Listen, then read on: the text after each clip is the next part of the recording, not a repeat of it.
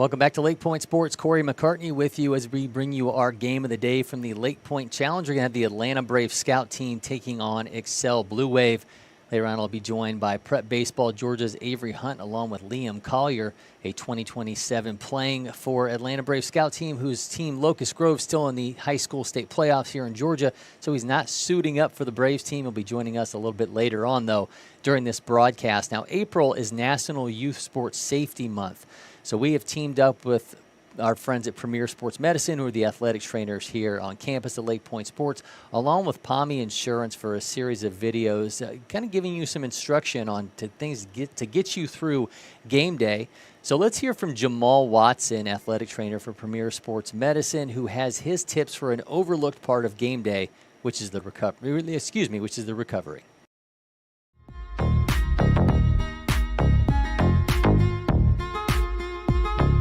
Hi, I'm Jamal Watson, athletic trainer for Premier Sports Medicine. And today I'm going to talk about an important but often overlooked aspect of game day, recovery.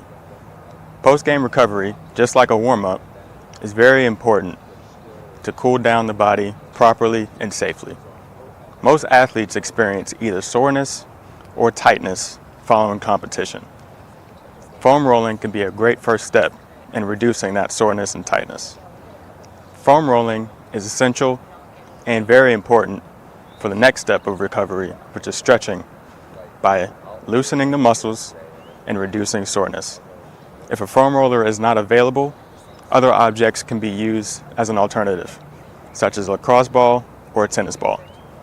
If you are foam rolling, please make sure to avoid certain areas that may cause discomfort, such as joints or musculature that may cause pain, such as a bruise. Static stretching is also very essential to recovery. By elongating the muscles and increasing range of motion, it can also reduce soreness, especially if you stretch right after a game, by taking advantage of those warm muscles. For maximum benefit, make sure to hold each stretch for 30 seconds and make sure those stretches are performed bilaterally to prevent any abnormal imbalances. Foam rolling and stretching are very important aspects of loosening musculature after competition. Another aspect of recovery that's very important, that's also overlooked, is cryotherapy. A lot of athletes tend to experience inflammation or even joint pain following games or matches. Cryotherapy, such as ice baths or cold showers, can be known to reduce such pains. If you are going to perform an ice bath, make sure you stay within the proper parameters, which are 45 to 60 degrees Fahrenheit for 10 to 12 minutes.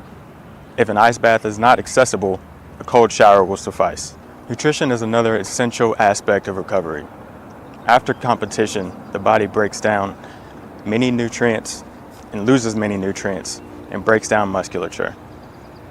Eating a high protein, nutrient-dense post-game meal can help replenish those nutrients and help rebuild those muscles. Try to avoid eating fast food or highly processed foods, as these can prolong or even inhibit the recovery process. And last but not least, sleep. During competition, the body experiences many damages that need time to repair. Sleep can help improve those damages by starting the healing process and repairing those damaged muscles. Proper rest looks like 7 to 9 hours of uninterrupted sleep with no screen time in a dark, cool room and no outside distractions. A thorough recovery can reduce chances of chronic pain, injury, and increase sports performance. If these recovery methods are followed, you can return to play without fatigue or discomfort.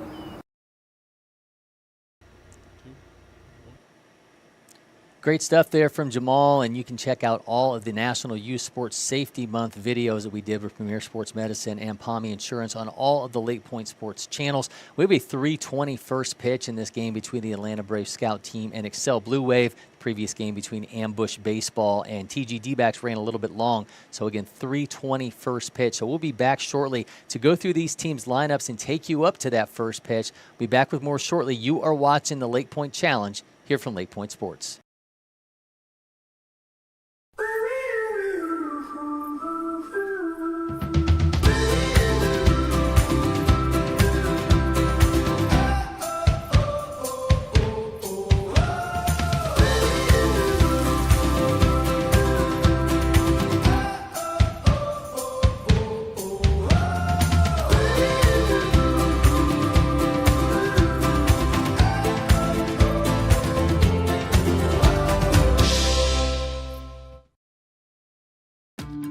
Windscreen Factory, more than just windscreen. We're a full-service sports facility contractor.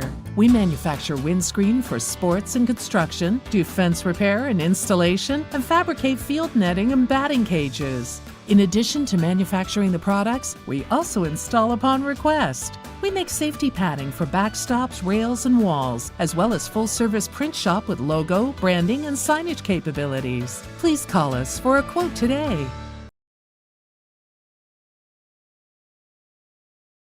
First one I picked up, I just liked it the best. And like I said, I tried a lot of different companies, a lot of different models, and I fell in love with Old Hickory for sure.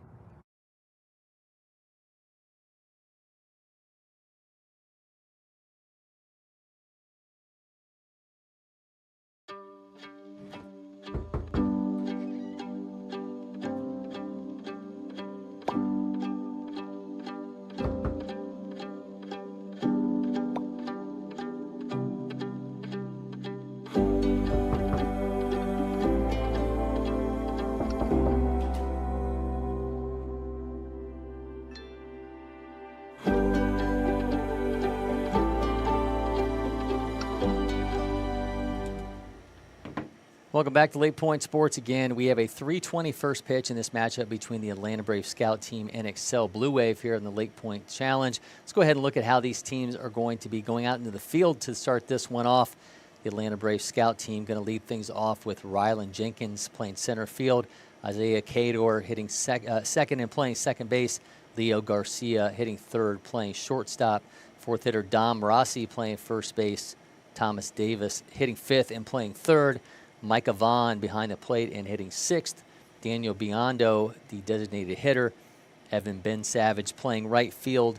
A.J. Hickox, the extra hitter. Kalen Frederick, the left fielder. And Brooks DeRosa will be on the mound. Told he will also be in the lineup a little bit later. They'll start off with Biondo as the DH for DeRosa, and then DeRosa will slide in to hit for himself as he heads out into the field a little bit later in this matchup. Excel Blue Wave starting things off with Sterling Jack, who is going to be on the mound as well. Bryce Menser is the extra hitter. Braden Bentley hitting third and playing second base. Jack Manning hitting fourth and playing short. Griffin Babb behind the plate and hitting fifth. Dylan Shipman will be in right field and hitting sixth. Luke Crowder, the third baseman, hitting seventh. Jackson Zeitvogel, the left fielder, hitting eighth. Griffin Musso, the first baseman, hitting ninth. Hitting 10th, Graham Lockhart, the center fielder, and Jackson Nutter, the extra hitter, is going to be the 11th hitter for Excel Blue Wave. Again, we've got a 3:20 first pitch for you here in this matchup. So we're going to let you kind of take in these guys working in the back end there and getting things ready. See Mark DeRosa there throwing back to Garcia. DeRosa, longtime MLB player, played for the Atlanta Braves, a number of other teams. We're going to see his son Brooks catching here. Mark, 16-year pro with the Braves, Giants, Rangers, Cubs, Cardinals, Cleveland Guardians, previously the Indians, Nationals, and Blue Jays, 2010 world champion with the Giants. Obviously a current analyst with MLB Network. So see a Mark out there. Again, his son Brooks going to be on the mound to start things off for Atlanta Braves Scout team. I hear the rumblings outside of Avery Hunt ready to come in and join me here on the broadcast. Again, we got a 3:20 first pitch slated for this matchup. Previous game did run a little bit long between TGD backs and ambush baseball.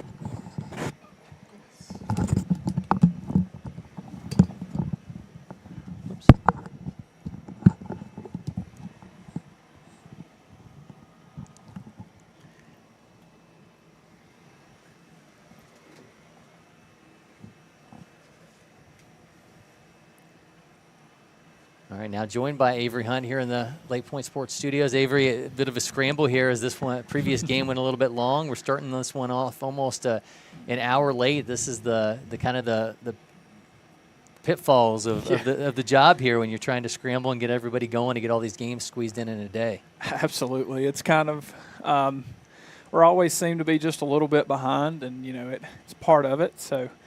It's not too bad today, so hopefully we'll get things rolling here and kind of get back on schedule a little bit and kind of make everybody's night a little bit shorter. It's kind of what we're hoping for. But, looking forward to a good ball game here today. Yeah, if we can bring the lineups back up, go through this one more time. Again, we've got a 3:20 first pitch as we're going to have this matchup between the Atlanta Braves scout team and Excel Blue Wave. And again, we'll have Rylan Jenkins, Cador, Garcia, Rossi, Davis, Vaughn, Biondo, Ben Savage, Hickox, and Frederick for Atlanta Braves scout team with Brooks DeRosa. Starting things off on the mound, Excel Blue Wave will go Jack, Menser, Bentley, Manning, Babb, Shipman, Crowder, Zeitvogel, Musso, Lockhart, and Nutter, and they will start off with Sterling Jack, the leadoff hitter, on the mound. I've seen a number of these Atlanta Braves scout team players already this season. Dom Rossi, someone that we've did an interview with last month. He was playing for the Aviators then. This Atlanta Braves scout team's coming into this matchup with a lot of talent. Absolutely. You kind of look up and down this lineup. There's a lot of talent on that ball club. Now, a few of our former junior future gamers from our 13U team last year, so it's always good to have those guys back up here and at the ballpark and, just catch up with those guys, kind of seeing how everything's progressed since, late July of last year. And seems like every time I see the 13s go to the 14s, they leave, they're smaller than me, and they get back, they're all my size. So it's like, okay, well, but yeah, it'll be a fun matchup. Just kind of get to see these guys play again for the first time this spring. So yeah, looking forward to it. Yeah, talking to Rylan Jenkins ahead of the game, and I'll get into that a little bit more later. Really interesting 2028. But he was saying this was previously a Smart Tents team, and then they obviously got on with the Braves. I know DeRosa was able to take them down this past year to get them some time down at Truist Park, some training. The catchers got to work with Brian McCann. So I'm sure I'm sure knows a little thing. Yep, I'm sure that was he had a few interesting tips for those catchers, but obviously a unique opportunity for these guys, and then they get to wear the Friday Night Braves uniforms that you'll see out here shortly in the all red. So this a unique opportunity without question for these players. Absolutely, it's really awesome that those guys are getting to do that. Obviously, with Mark.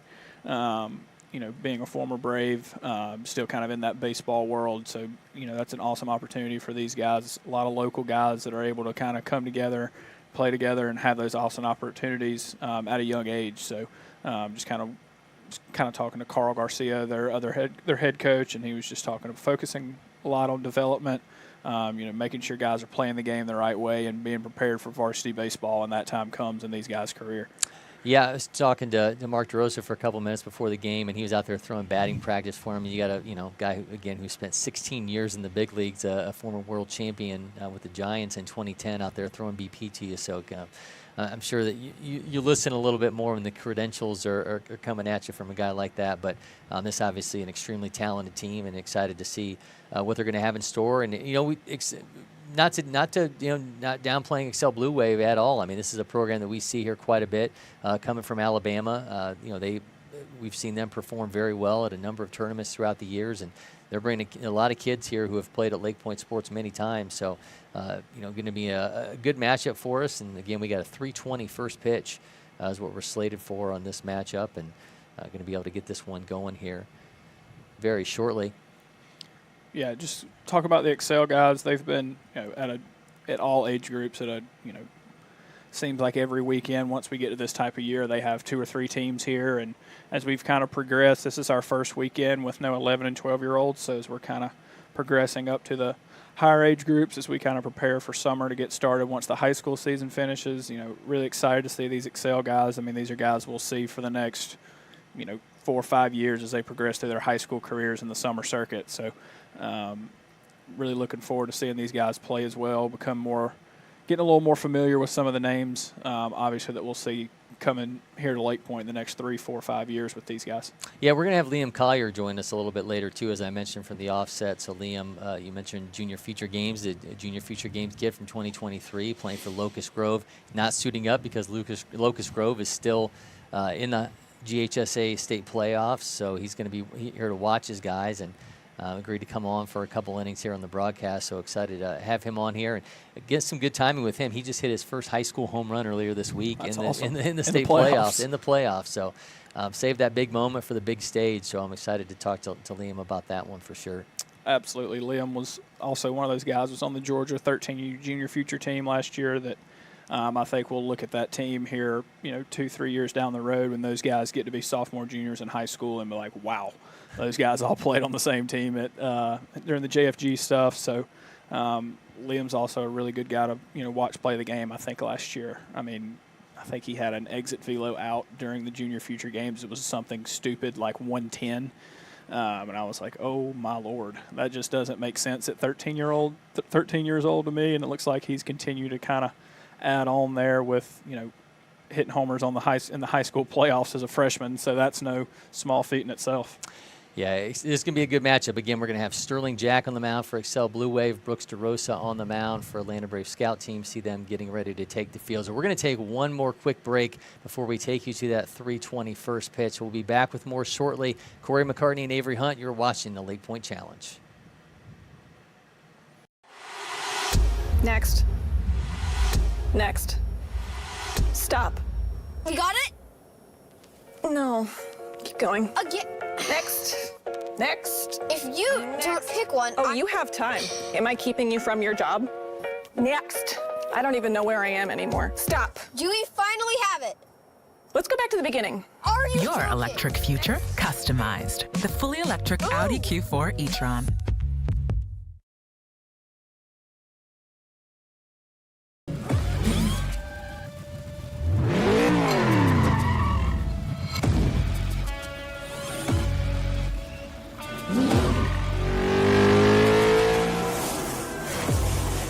Making every second count. That is how I live. And this is how I hydrate. Body Armor Sport Water.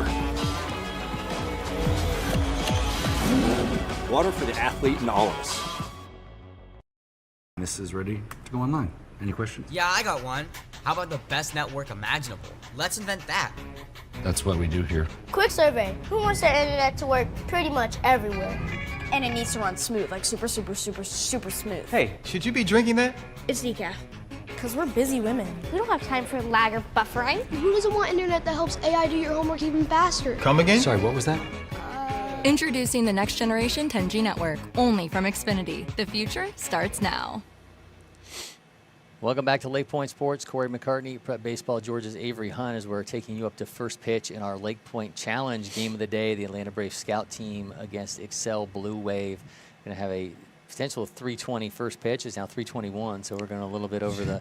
Trying to get it rolling. Yep, I mentioned the previous game between TG D-backs and Ambush Baseball did run a little bit long, so we're trying to get this event back on schedule here as we.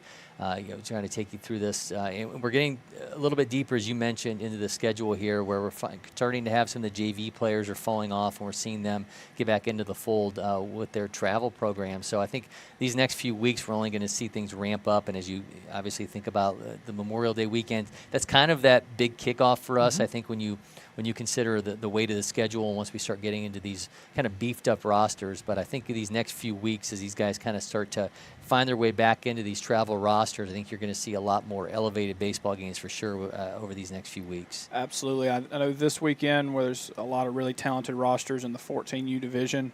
I think, next weekend is, from now going forward, you'll start to see those really beefed up matchups as far as, just pure talent, whether it's, for the next 3 weeks where it's the 13s and 14s, and then you get to the beginning of the summer circuit where, you get 15s to 17, 14s to 17s in here. So this is kind of the big kickoff really for us where we kind of transition to all the older guys. This is kind of our kickoff to the big field baseball with not as many of the temporary fences out there. So really enjoyed that part of our schedule with some of the younger guys out here, but we have transitioned now with hosting all of our full, 13s and 14s, so no more temporary fences. So really looking forward to seeing some big-time talent here in the next few weeks. I know we've got 4 straight loaded events in the 13 and 14U age group going forward. So really looking forward to a lot of talent coming through here in the next month or so. Again, just getting ready to start things here in this matchup. Atlanta Brave Scout Team, Excel Blue Wave. Ran through the lineups a couple times for you, but let's just do that one more time before we take things out here and get this game rolling. We're still waiting on the teams to hit the field here and get their warm-ups all completed. Atlanta Braves scout team, again, will have Rylan Jenkins, the center fielder, hitting first. Isaiah Cador, the second baseman, hitting second. Leo Garcia hitting third and playing short. Dom Rossi, the first baseman, will be hitting fourth. Thomas Davis hitting fifth and playing third. Micah Vaughn, the catcher, hitting sixth. Daniel Biondo, the DH. Evan Ben Savage, right fielder. AJ Hickox, the extra hitter. And Kalen Frederick in left field. Brooks DeRosa grabbing the ball right there, taking the mound. Excel Blue Wave will go Sterling Jack on the mound. Bryce Menser, the extra hitter, hitting second. Braden Bentley, the second baseman. Jack Manning hitting fourth and playing short. Griffin Babb, the catcher, hitting fifth. Dylan Shipman hitting sixth and playing right field. Luke Crowder, the third baseman, hitting seventh. Jackson Zeitvogel, the left fielder, will be hitting eighth. Hitting ninth is Griffin Musso, the first baseman. Hitting 10th, Graham Lockhart, the center fielder, and Jackson Nutter, the extra hitter, will be hitting 11th. See Brooks DeRosa here on the mound, and mentioned Brooks' dad, Mark, was taking the team through the pregame warm-ups and whatnot. Son, obviously a 16-year pro, as I mentioned, and nice resource for these kids to have for sure. We'll see what his son Brooks has on the mound. He'll face off against Sterling Jack, Bryce Menser, and Braden Bentley in the first inning here for Excel Blue Wave.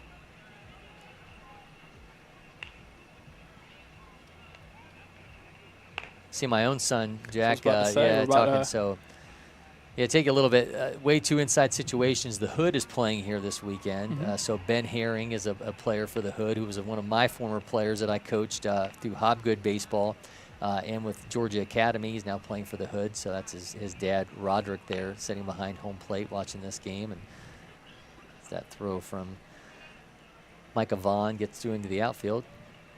So Jack's just chatting up an old friend there in Roderick and telling him about his skill set with that camera in his hand, I'm sure. It's the camera and the iPad does That's a little bit of scoreboard for us. That's right. He's here all the time too, so. Yeah, he's got a shift that starts here in a couple of minutes, so we better book it down to those South Scout Towers. So here we go. Brooks DeRosa against Sterling Jack in for a strike.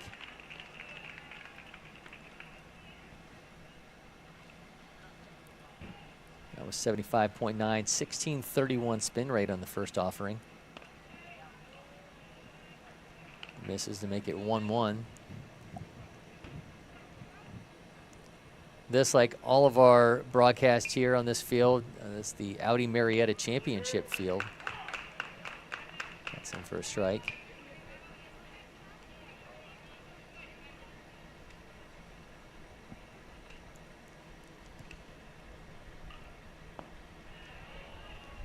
Miss, going to make it 2-2.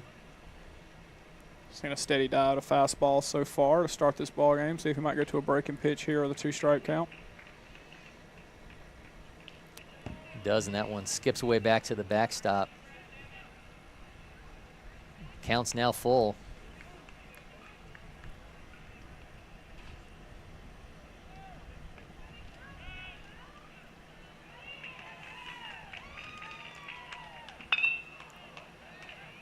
Skies that one into center field.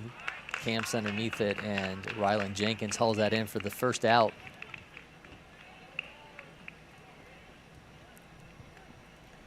You're the Atlanta Braves scout team. It's always good to have a guy like Jenkins out there in the outfield that can absolutely go get it. And just kind of talking to their coaching staff before the game and said, you know, he's one of the fastest guys that we've seen. So it's always good to have him as he gets another opportunity here. Yeah, shoots that nice diving catch from Rylan Jenkins. Gets himself on the highlight reel early with a diving catch forward to make the second out. And man, that kid Mark DeRosa told me before the game, that kid is special, and certainly see that there. And talk about speed, 10.8 in the 100 meters, the fastest time in the nation in the class of 2028. Runs a 6.660. He told me his goal by the end of the summer is to get that down to 6.4. So speed absolutely is a weapon when it comes to Rylan Jenkins. You saw it there as he tracked that one down and able to make the diving catch into center field.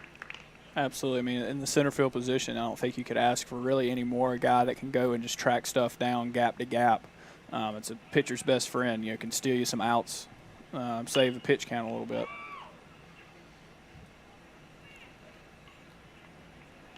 One, two is the count here to Braden Bentley.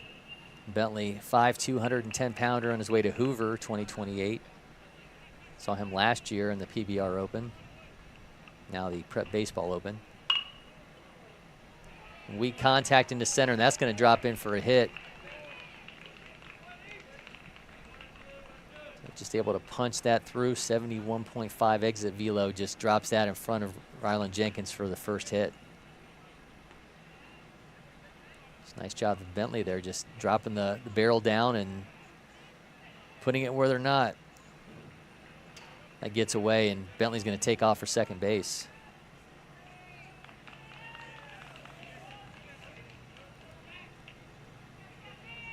I say this every week, but there's a lot going on at LakePoint Sports. You see all the cars back there heading into the Champion Center for the Rise Hoop, the 100 Sessions 3. So one of their marquee events for the summertime here in the travel basketball circuit. Absolutely. Went up there for a little bit and was able to, had to grab some stuff that got delivered and was able to pop in and see a little bit of the basketball action. They have a full house up there, if you couldn't tell. And gets away from Vaughn up at the backstop, and runner going to move on to third. So Excel Blue Wave, the Bentley base hit, now has him in scoring position. At the plate, Jack Manning, Jack from Bumpus, 2028. Got that one back in the strike zone there. After the 2 wild pitches to start the at-bat.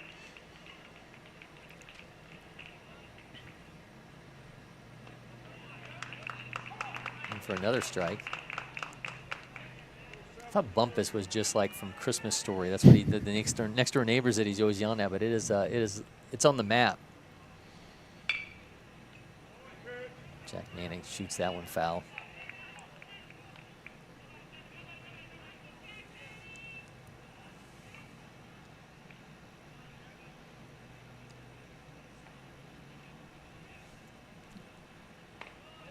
Rosa misses to run the count full.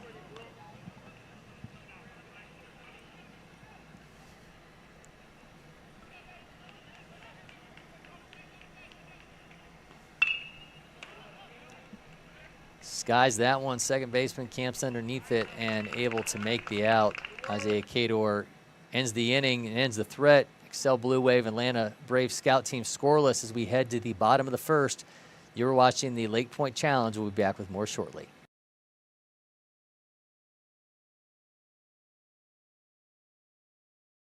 At Academy Sports and Outdoors, you'll always find more fun with great brands at the best prices. More of this, and this. So you can get together for a little of that, and a lot more of that. And even some of that, and that's good. Have more fun with great brands at the best prices. Only at Academy Sports and Outdoors.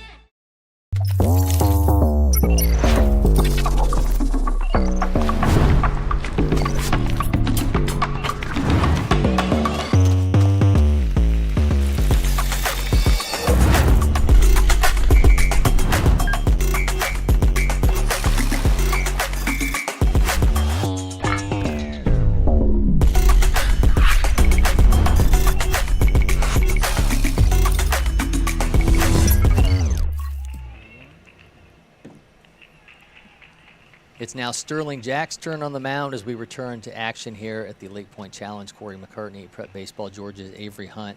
This is our game of the day, the Excel Blue Wave against the Atlanta Braves scout team. Let's see, Jack, as I mentioned, on the mound here, 5'2", 90-pounder. Played in Prep Baseball Open last year. Fastball around 63, also has a curveball. It's going to be facing a Atlanta Braves scout team lineup that's going to roll out Rylan Jenkins, Isaiah Cador, and Leo Garcia here in the top of the first inning. Just saw a highlight play from Jenkins in center field. We'll see what he's able to do at the plate. Told me contact is the biggest part of his game at the plate, and if you're a contact guy who can fly like he can, that is all kinds of trouble for the opposing defense. Yeah, that's usually when you the speed that he possesses, you should be able to put the ball in play. A lot of good things can happen putting the pressure on the defense. Yeah, I mentioned the track numbers, also a football player, so this is a guy that's going to, a man of almost all seasons.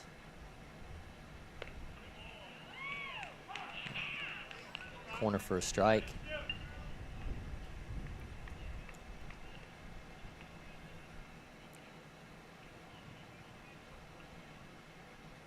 Misses on the 0-1.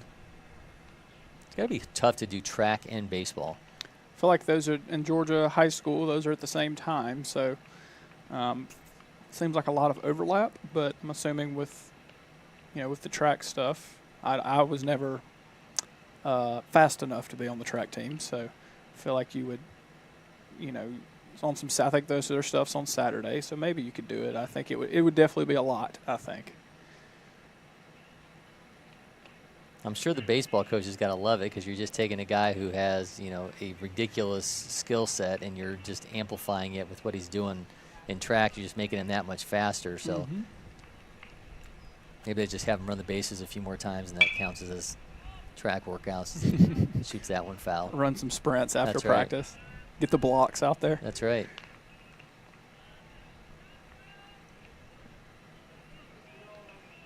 All right, the count is full to Jenkins.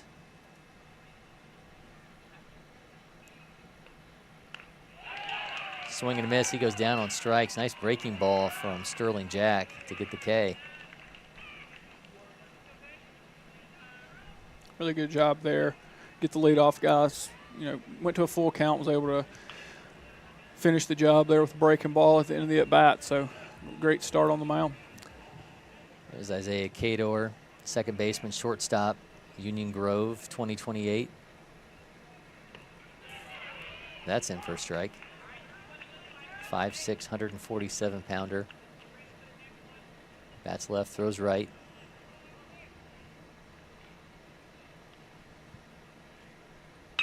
Drills this one into center field.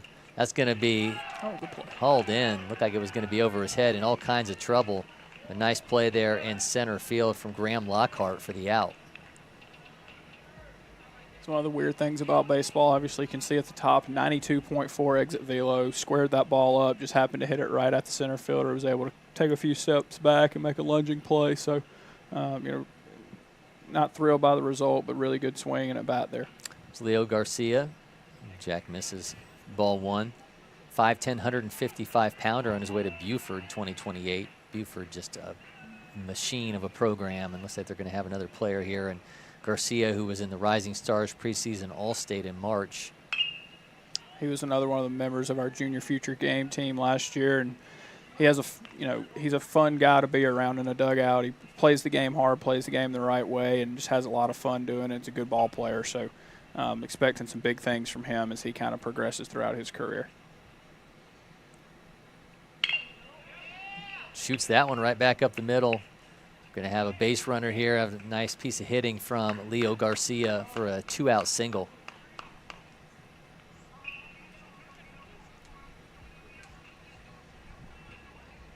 Here comes Dom Rossi. Another junior future games guy. 2028, playing first base today, but also a catcher on his way to Walton.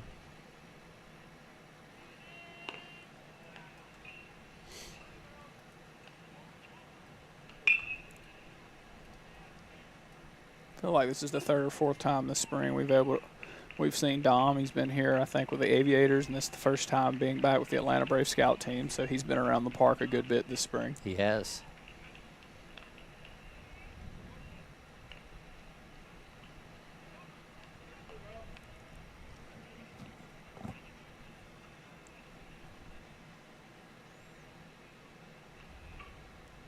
Here's the 1-0, swing and a miss. I think we're saying that he foul tipped that one back into the catcher's mitt.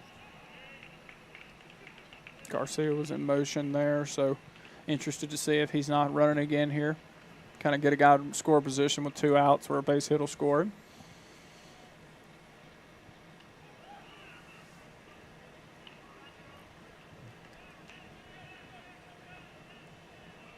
The Leo Garcia is on first base. Dom Rossi is at the plate. 2 are down in the inning. Comes the 1-1. Fouls that one off his leg.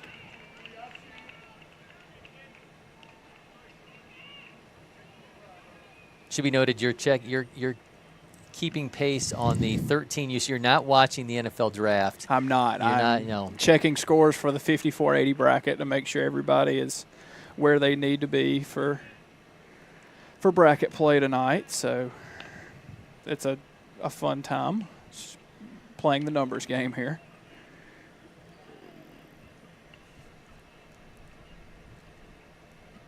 Comes a 1-2 from Jack. Garcia remains at first base. Fires that one to the left field, but able to make the catch in left. Nice job there from Jackson Zeitvogel to make the catch. And one's left stranded. Excel Blue Wave Atlanta Braves scout team still scoreless after 1. We'll be back with more. You're watching the LakePoint Challenge. Next. Next. Stop. You got it? No. Keep going. Again. Next. Next. If you don't pick one. Oh, you have time.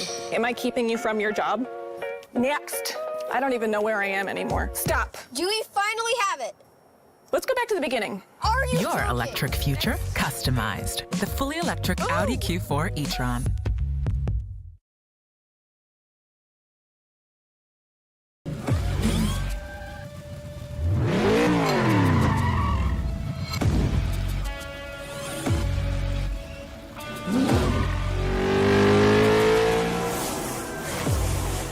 Making every second count. That is how I live. And this is how I hydrate. Body Armor Sport Water. Water for the athlete and all of us. This is ready to go online. Any questions? Yeah, I got one. How about the best network imaginable? Let's invent that.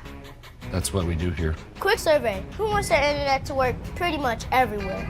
And it needs to run smooth, like super smooth. Hey, should you be drinking that? It's decaf. Because we're busy women. We don't have time for lag or buffering. Who doesn't want internet that helps AI do your homework even faster? Come again? Sorry, what was that? Introducing the next generation 10G network, only from Xfinity. The future starts now.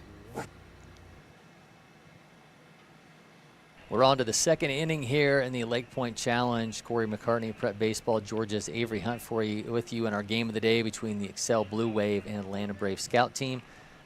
Brooks DeRosa on the mound, now facing Griffin Babb, going to be followed by Dylan Shipman and Luke Crowder. Quickly makes it 2-0. Griffin Babb, 2027 Hoover.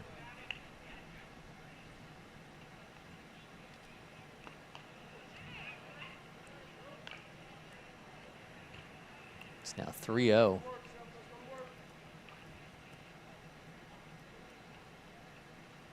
Set across the plate, makes it 3-1. We talk about it every week. This is probably one of those games that's going to come down to making the routine plays, throwing strikes, letting your defense work. You know, those little things that we talk about every week on these broadcasts that these games are going to come down to. So interesting to see which team can do a better job of that early. Well, the count's full. Looks like it may have hit him on the elbow. So Babb is aboard. It's one of those spots where you need the elbow guard on there to protect it. Looks like he did not have one, so I'm sure his arm's a little numb right now.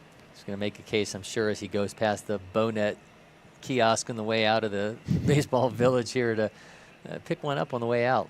Absolutely.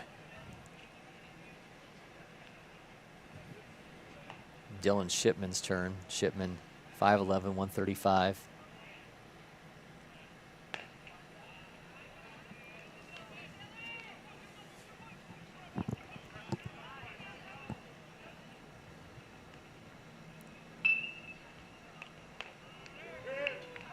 It's in for a strike.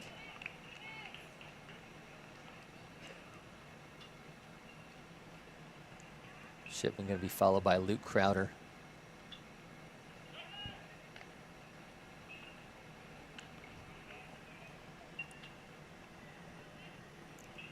DeRosa up to 25 pitches here in the second inning.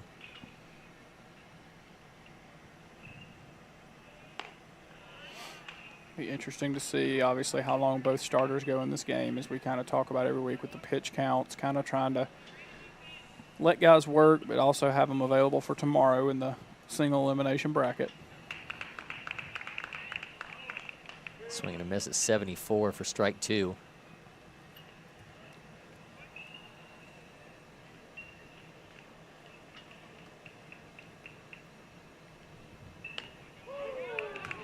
Got him on the inside corner.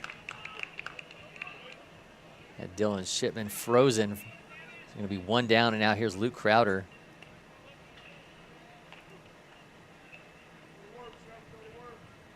Really good bounce back there from DeRosa after leadoff hit by pitch. Be able to get back in there and get in the strike zone and get the punch out.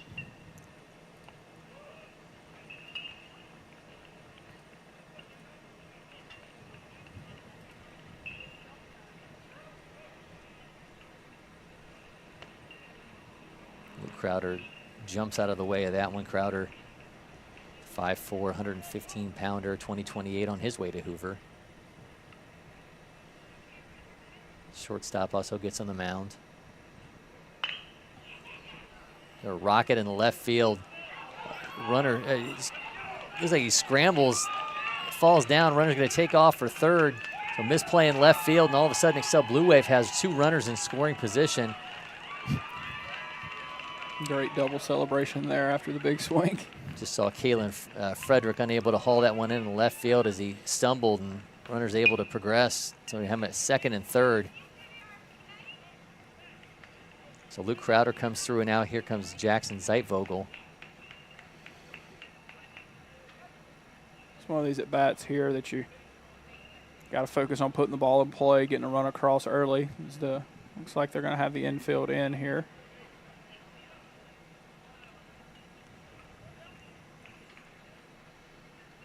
One down, 2 on, and Excel Blue Wave looking to take the first lead of this ball game with Jackson Zeitvogel at the plate. It's got Dylan Shipman, Griffin Babb and Luke Crowder on base. It's a really good swing there. Was able to turn on the inside fastball and pull that ball to left. Was able to sneak it over the left fielder's head for a double. 1-0, nice stop from Vaughn behind the plate.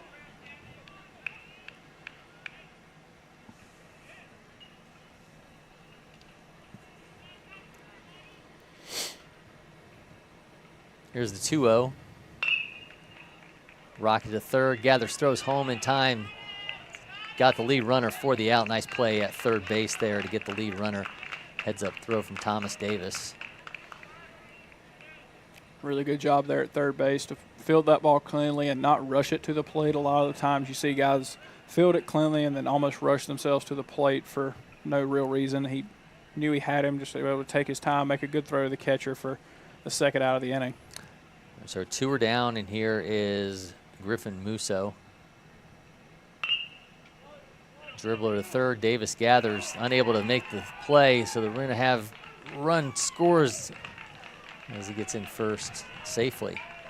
So nice job there from Griffin Musso, legging that one out, able to score the run, and all of a sudden Excel Blue Wave have a 1-0 lead here in the bottom of the second inning, top of the second inning.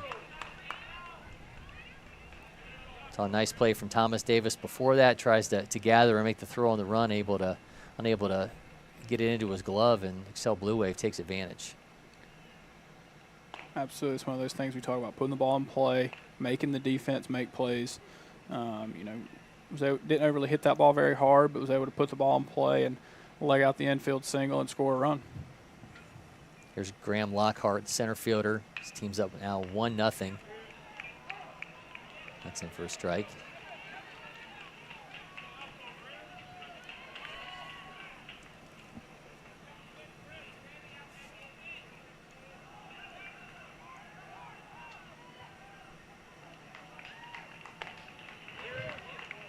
Got him on the check swing on the 1-2.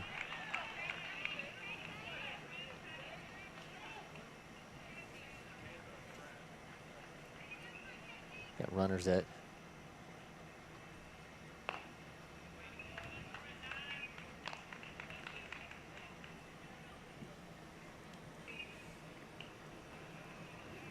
DeRosa struggled a little bit here with the breaking ball. It's just seemed to pull in a little bit to the glove side, so he's had to rely a lot on that fastball.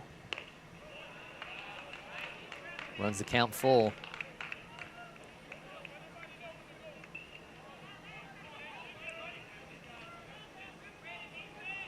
Graham Lockhart, if he gets on, Jackson Nutter, the extra hitter, to follow. And it's back to the top of the order for Excel Blue Wave. Dribbler, short gathers, throws in time. Nice play by Dom Rossi at first base to get the inning-ending out, but not before Excel Blue Wave takes a 1-0 lead. We'll be back with more. You are watching the LakePoint Challenge here from LakePoint Sports. First one I picked up, I just liked it the best. And like I said, I tried a lot of different companies, a lot of different models, and I fell in love with Old Hickory for sure.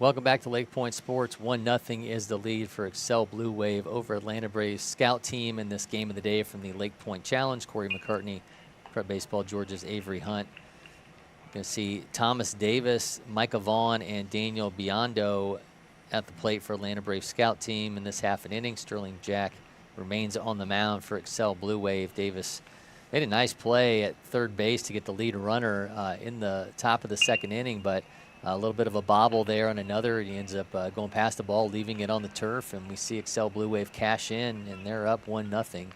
We always talk about the little things, and bit Thomas Davis there, but he did make one nice play, and now he's got a chance to make up for any misgivings in that last half an inning as he starts things off here for Atlanta Braves scout team in the bottom of the second.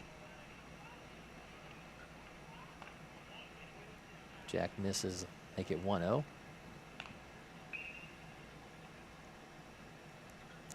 Saw Thomas Davis in the 13U National Championship here last year. That's going to make it 2-0. Your Jack here, you want to go out and have that shutdown inning, go out, throw a lot of strikes, let your defense work behind you, get the offense back in there and try to add on to the lead. Miss high makes it 3-0. Danger of yielding a leadoff walk here to Thomas Davis.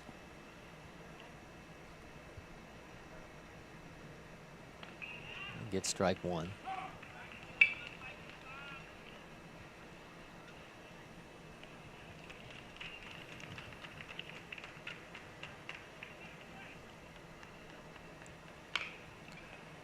Absolute rocket.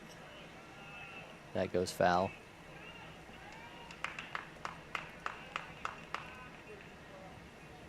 That was just a missile off the bat of Thomas Davis. Absolutely, just pulled it a little bit foul. Now, if you're Jack, you just kind of flush that one and try to get the out here, battle back from a 3-0 count. And he does get him on the outside corner for the K. Nice job there from Thomas Davis. Rebounds from a 3-0 count, and the guy hitting a absolute seeming nuke there for a second and ends up getting the strikeout. Yeah, really good job there, battling back from a 3-0 count by Jack and being able to, come back and get the punch out looking. So now it's Micah Vaughn. Vaughn, Lakeside 2028. He was in the Rising Stars preseason All-State in March. Guys who have played at LakePoint Sports quite a bit. He was in the 13U National Championship, Southeast Super Select, Georgia Open State Championship, Battle at LakePoint, and Georgia Major Elite last year. So on that fastball, fouled it straight back. Well, he will be in the Georgia Open State Championship again this year, as they'll be Atlanta Braves scout team will be back next weekend. So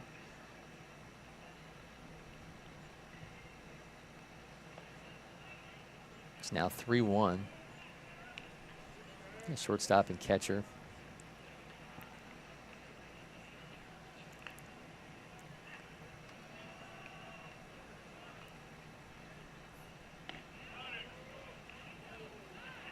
Just misses. 3-1.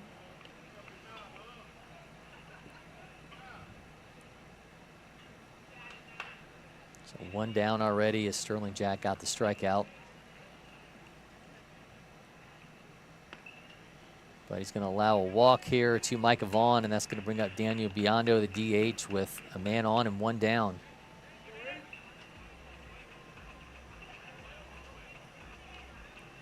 Biondo, Denmark 2027.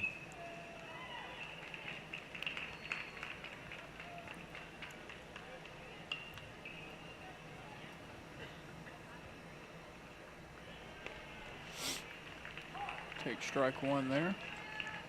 Good hands on the throwback by Jack. Scoop it up a little short hop there.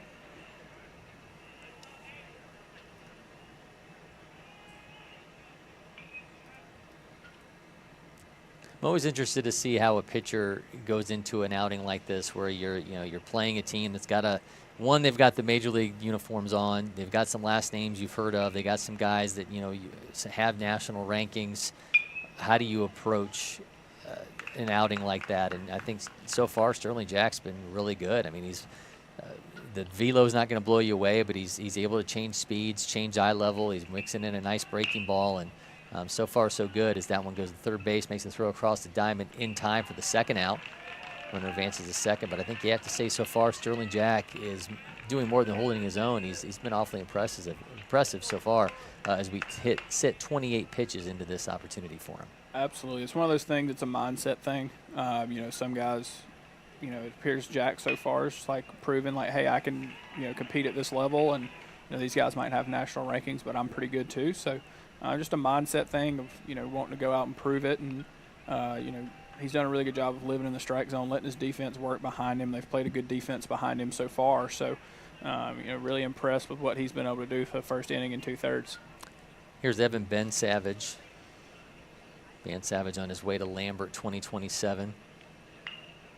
Got Mike Vaughn advanced to second base in the ground out from Daniel Biondo. So man in scoring position, but 2 down for Atlanta Braves scout team. They trail 1-0 here in the bottom of the second.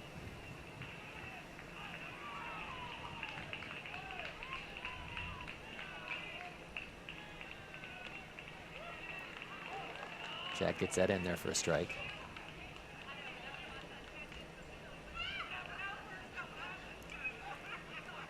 Should Ben Savage get on, he'll be followed by A.J. Hickox, the extra hitter.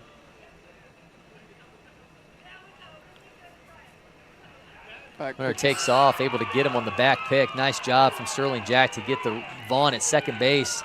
Leave a runner stranded. Excel Blue Wave is still up 1-0. You are watching the LakePoint Challenge. We'll be back with more from LakePoint Sports.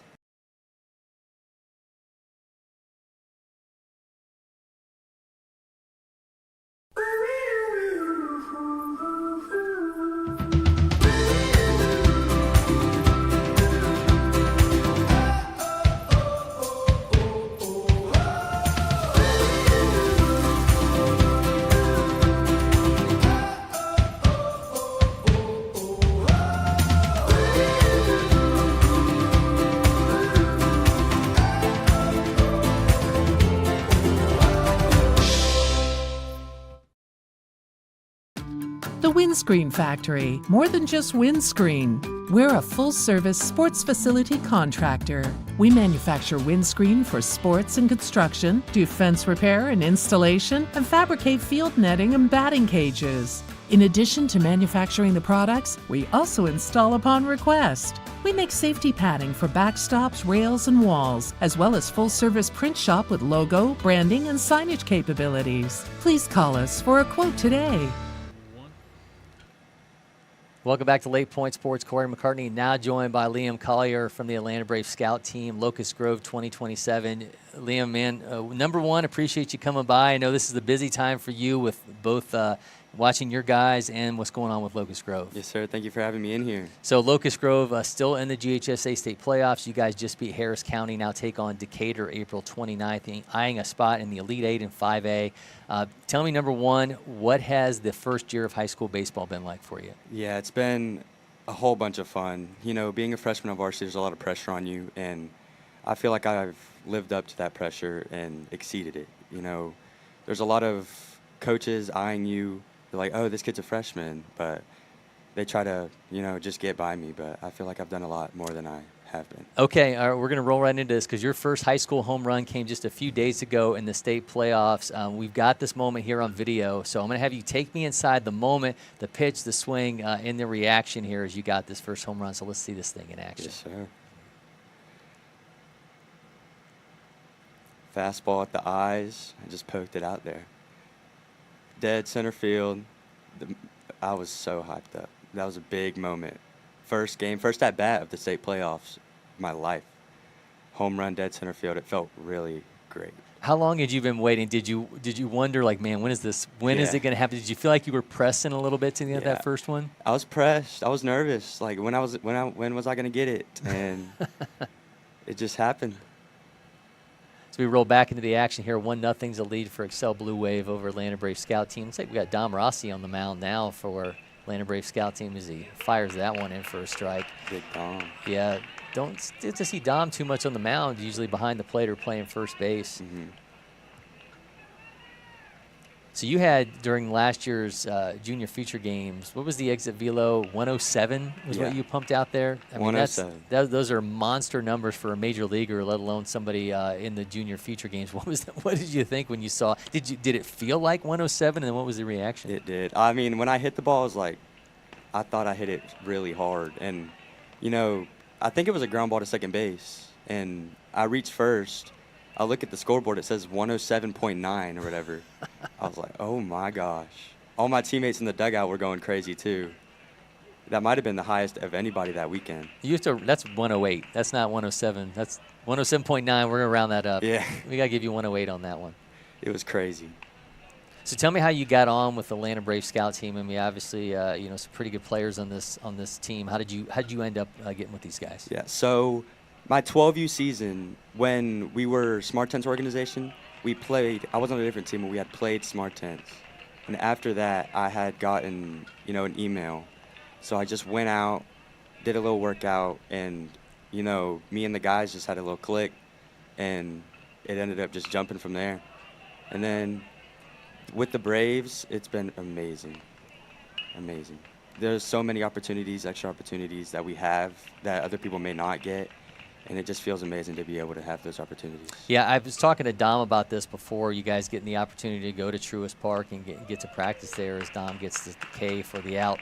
I'm sure that had to be a little bit of a surreal experience. Obviously, you guys are wearing the Friday Night Reds here, the Braves uniforms, but getting that opportunity to play and practice on Truist Park, I'm sure had to be a little bit of an eye-opener for you as well. Yeah, it was amazing. Being able to be in that environment, have all those people there. You know, they got to take BP on Truist Park. It was amazing. The #1 ranked first baseman in Georgia in the class, number 42 overall. I always like to know how a guy approaches a ranking. Now, some guys see it and they say, okay, well, every time I go out there, you know, I know people know that I'm the top-ranked first baseman. Do you see it as that, or do you see it as like an opportunity in the, kind of the privilege of pressure? For me, I just see it as an opportunity to get better. You know, at the end of the day, it's just a number, but all you have to do is just work, and it'll slowly go up. And I think if there's people ahead of me, I just go out there and see it like a normal game. Just play my game, and then whatever happens, happens. Certainly, the Atlanta Brave Scout Team, you mentioned all the opportunities you guys are going to get. I saw Mark DeRosa throwing BP there at the beginning of the game. Nice play at short, able to make the throw in time for the out. Does he throw a good BP? Like, give me the scouting report on him throwing BP. All strikes. He has some of the best BP I've seen. He just goes up there, lobs it in there, and lets you hit it. That's some good BP right there. All right. Love that. Sterling Jack at the plate now. We've seen he's looked pretty good on the mound for Excel Blue Wave. I was just talking to Avery Hunt about this. I mean, you guys come in, You obviously have the Major League uniforms on. There's a number of players in this team with national rankings.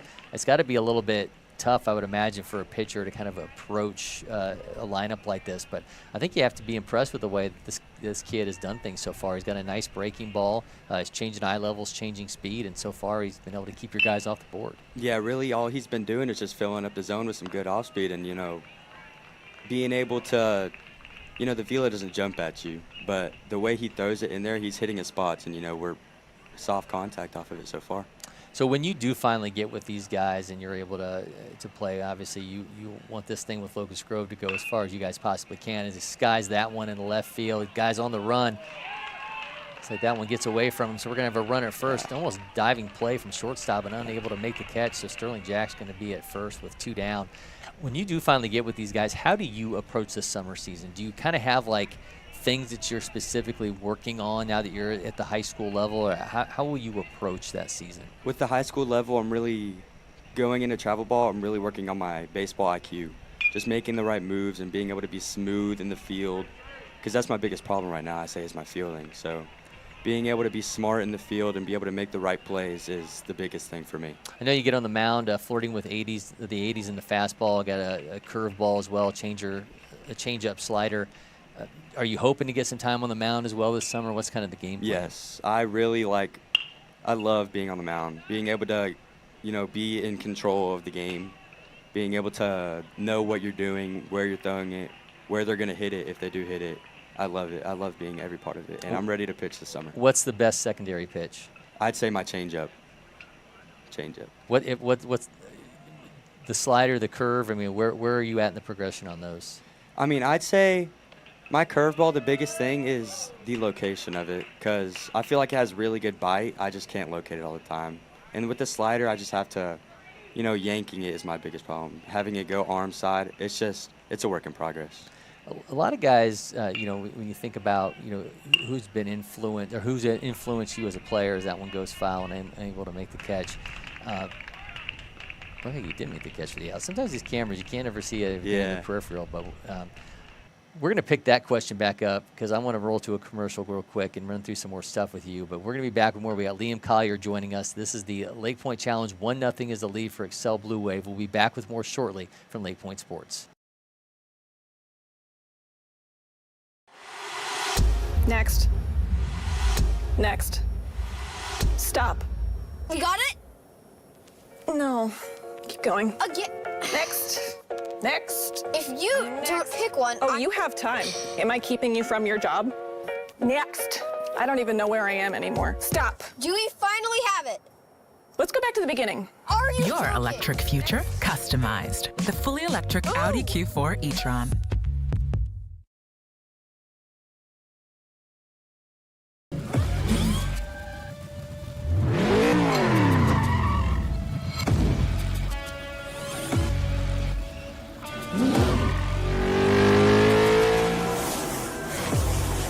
Making every second count.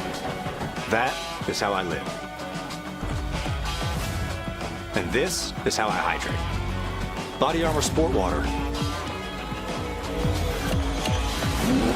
Water for the athlete and all of us. This is ready to go online. Any questions? Yeah, I got one. How about the best network imaginable? Let's invent that. That's what we do here. Quick survey. Who wants their internet to work pretty much everywhere? And it needs to run smooth, like super smooth. Hey, should you be drinking that? It's decaf. Because we're busy women. We don't have time for lag or buffering. Who doesn't want internet that helps AI do your homework even faster? Come again? Sorry, what was that? Introducing the next generation 10G network, only from Xfinity. The future starts now. Moving on, the LakePoint Challenge here at LakePoint Sports. Cory McCartney joined by Liam Colier from the Atlanta Braves scout team and Locust Grove. We're going to have a base runner here as things got started a little bit quicker than we anticipated. A.J. Hickok's going to be at first base for Atlanta Braves scout team to start things off. Getting a crowd back behind us. See the kids from USA Scout back there watching. Yeah. Pick off. Sterling Jack throws over to first, not in time. talk about you guys coming together as a team. How difficult is it to bounce around and you could kind of have guys come and go and build that chemistry as a travel program? How long does that process kind of take, do you think? It takes a couple weeks, obviously, to get to know each other. But, like, after you play a couple times, like, you get to know what they're like, how it's like being around them, and you just slowly bond together and become family. That's how it is with us right now. I think our bond is really close. We're like brothers at this point, and that's what helps us play at the next level like that. So we have A.J. Hickox at the plate. Excuse me, that's Evan Ben Savage at first right now. Hickox, Wayne County 2028. Takes that one in the back, so we're going to have runners at first and second. Shake that one off. Yeah.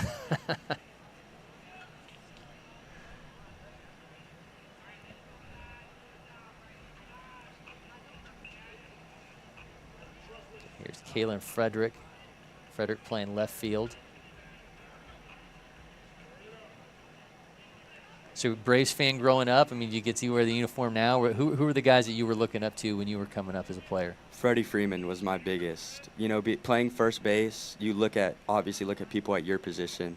Freddie Freeman jumped out at me for his, contact sort of approach. The way he's able to go backside so easily. Yep. Is, I really look up to that, and I want to be like that when I grow up. So I was a Braves reporter for about 12 years. Really? I had a book that came out back in September. It was the third print of it. But Freddie and I did a really lengthy interview. Talked to him and talked to his dad for a chapter on him in there. And him and his dad both used to tell me the stories of he hits another batter, so we're going to have bases loaded. When Freddie would get home from school, they would go out to the field, and they had 3 buckets. One of them he was allowed to take to left field, one he was allowed to take to right, one he put in center.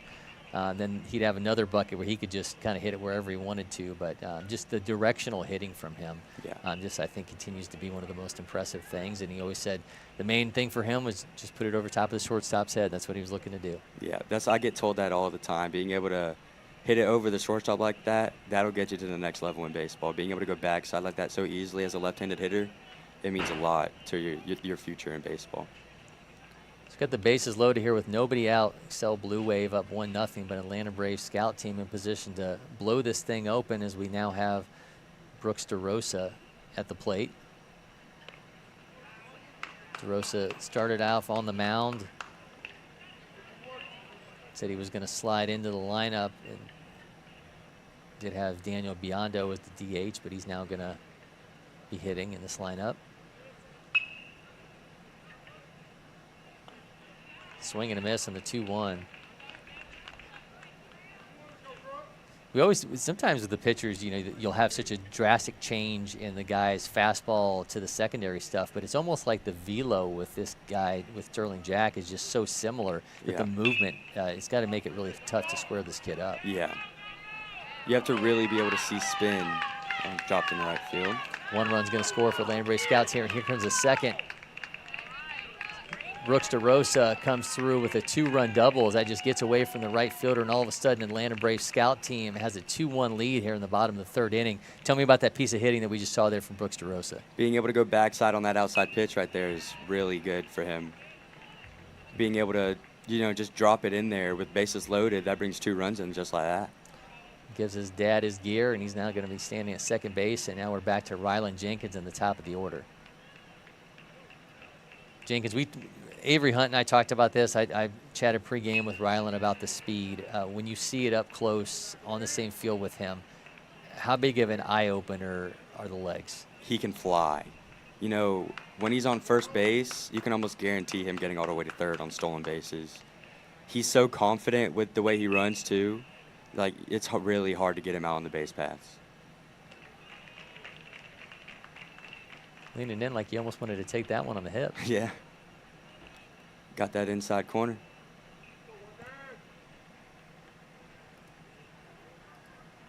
All right, the count is 3-0.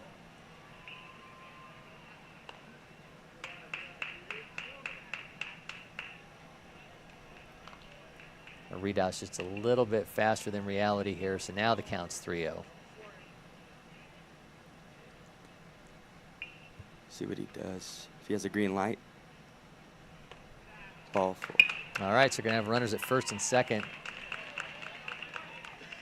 Excuse me, bases are going to be loaded again. Isaiah Cador's turn.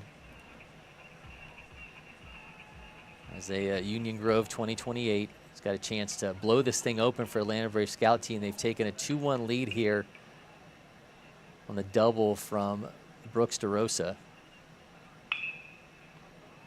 That one skips away. Here comes the runner. Is going to make it 3-zip. Is able to get in ahead of the ball. Everybody else is going to advance 90 feet. Does it feel like a matter of time with a lineup like this before you kind of wear down a pitching staff? Yeah. The way we get on base, we really work our at-bats and get pitch counts up. So we can really work into a team's bullpen really easily early in the game. And then that usually takes the other team out of the game, the way their bullpen are. Comes the 1-1 Cador. That's in for a strike.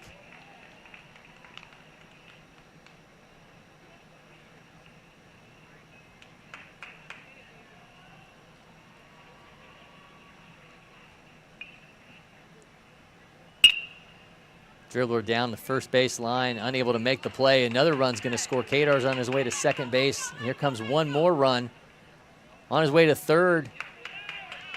Going to hold there. 2 runs crossed as he's standing at third base. Atlanta Braves scout team now up 5-1 here in the bottom of the third inning. And we were talking about Jenkins' speed. That kid could fly too. Yeah, he speeds off the charts. The way he just put that ball in the right spot, rolled down the line, and he gets an easy triple out of it. So he cashes in, and now here's Leo Garcia. As you mentioned, Garcia, another Future Games product from last year, and he shoots that one into center field. Good piece of hitting right there. So he comes through, and another run scores, make it 6-1.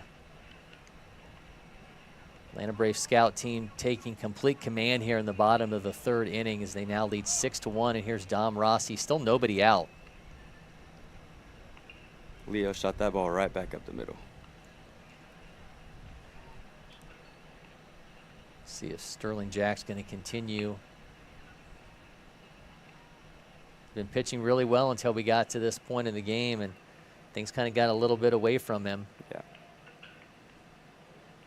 Some walks, a hit by pitch, and next thing you know, your guys are just cashing in and taking advantage and driving up a guy's pitch count, as you mentioned, and all of a sudden just rushing out to a 6-1 lead. Mm-hmm.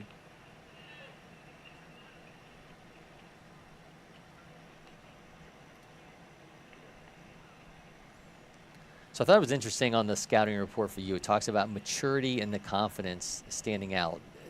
Tell me a little bit as a hitter about having a mature approach at the plate and not going up there as somebody whose power is obviously there but still growing. How do you kind of approach an AB and work a count and wait for your pitch as opposed to forcing things? Yeah, being a young guy with some power, teams are going to try and work really far outside to you, so you have to really get on the plate. And like I said, a backside approach is the best approach in baseball for a left-handed hitter. So being able to, work counts until you find that outside pitch and being able to just shoot that ball back the other way, it really helps with having a mature at-bat and hitting the ball backside. Do you hunt fastball, or do you just is it situational? How do you approach that? It depends on where the game's at. Like if it's a runners in scoring position, sometimes you can expect the first pitch off speed, but usually I just hunt fastballs middle away to be able to shoot that thing over the shortstop's head usually. So Rossi gets hit in the back, and now we're going to have runners at first and third. We get a courtesy runner for the pitcher. Here comes Thomas Davis, third baseman. So a nice play from Davis the last inning to get the lead runner. A little bit of a bobble there. He went past the ball, left it on the turf. How do you kind of see a player like him kind of shaking off when something doesn't go right? Yeah, being able to shake it off like that, be able to make plays later in the game, because one error doesn't make the whole game. Being able to bounce back from that and make a play, keep the momentum going in your team's favor is really big.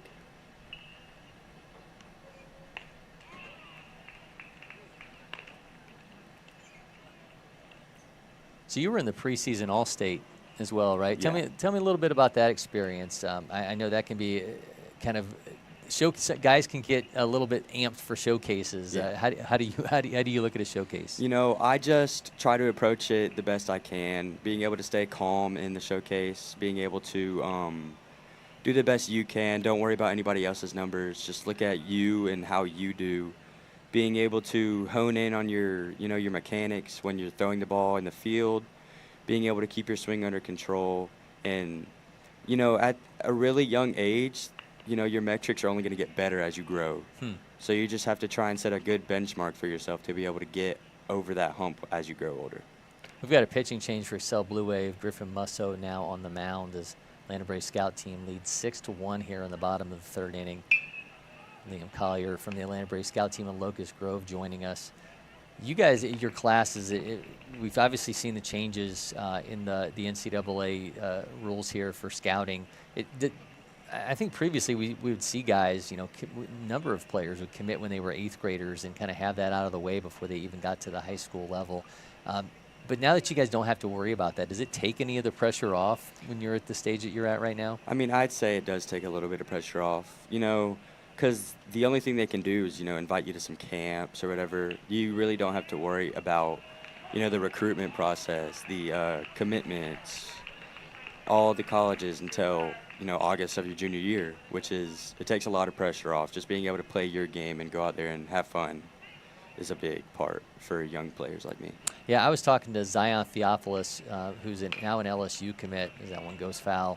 He was previously committed elsewhere and then reopened things. #1 player in Ohio in 2025, and he even said, he was felt like he was a different person when he had committed previously, and kind of things changed for you. And he obviously now much happier that he's on his way to Baton Rouge and LSU. But that one gets away, and another run's going to score, make it 7-1. I just think it's got to be tough on players to think that you're able to make that kind of a life decision before you even get to high school. Committing at a young age is really a hard decision to make because, with the transfer portal now, you really have to take into account where you really want to go and what's going to be best for you as your career gets, more in the future. Yeah, are you a fan of, that one goes into left field, going to be foul. Are you a fan of kind of the I say power, but the empowerment that players now have? It just seems like the athlete seems to have so much more control of their lives than they did in previous generations. Yeah, I kind of like it. I think being able to go where you want to go is really good for, the opportunities that players might get at different colleges, like as in playing time or the looks that you might get from pro guys. It's really, the player has really their own decisions for how their career wants to go.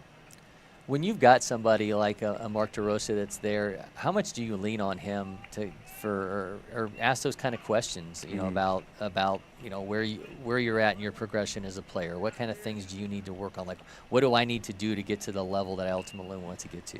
Mark gives really good advice about, just playing calm and doing what you want to do. And, when it gets to that point where recruitment opens up, I'm going to be leaning on him a lot to think about, what schools want my skill set or who's going to be able to play me, who has transfers going in. It's really good to have him as a person just to talk to for advice and about, future of baseball, because he played in the pros for a really long time.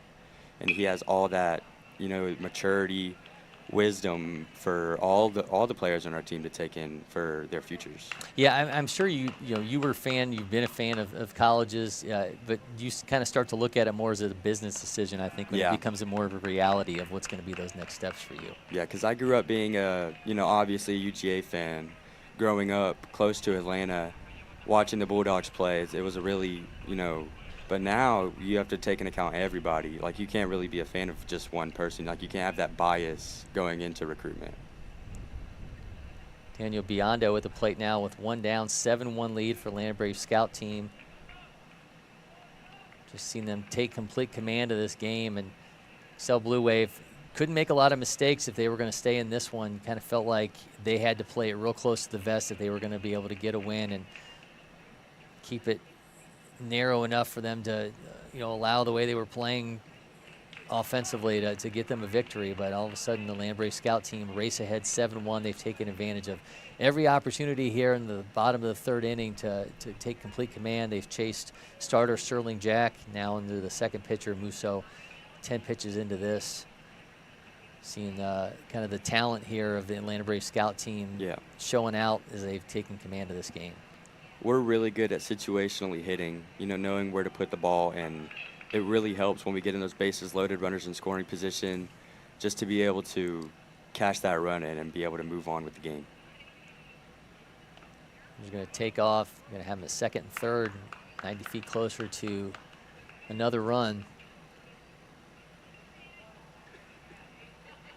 So you got to play here for Locust Grove during the Battle of Bartow last month. Mm-hmm. What did you think about the new fields the first time you saw them? I love playing on the new fields. It's really comfortable. Obviously it looks great. Just being able to go out there and see that for the first time, I think it's a lot better than how it used to be. Like the feel of it, the looks of it, everything. Rocket in the left field, able to make the catch. That'll score. It's going to score one. They get over his head, so we're going to have another run cross. Makes it 8-1. Kind of tough to see there if he's able to make that catch. Yeah. But he is able to make it, so we're going to have 2 down, but another run did score as he crosses, makes it 8-1. There's some of that situational hitting by Biondo, being able to put a ball in the outfield and have the runner tag up and score. So Evan Ben Savage started off the inning, and now we're hitting all the way around here as Atlanta Braves scout teams now up 8-1.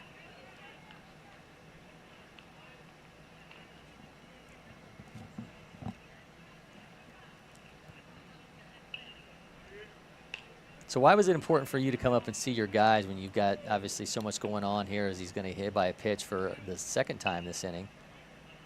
Why was it important for you to still come up here and support your guys and be with them when you've got so much going on with Locust Grove? Yeah, being in high school baseball, there's a lot of pressure, all these people, and sometimes, a change of scenery just for even a couple hours can really help you come back into your own and have that confidence. So being able to be around my buddies and have fun is really good for my, my confidence when I go out on the field.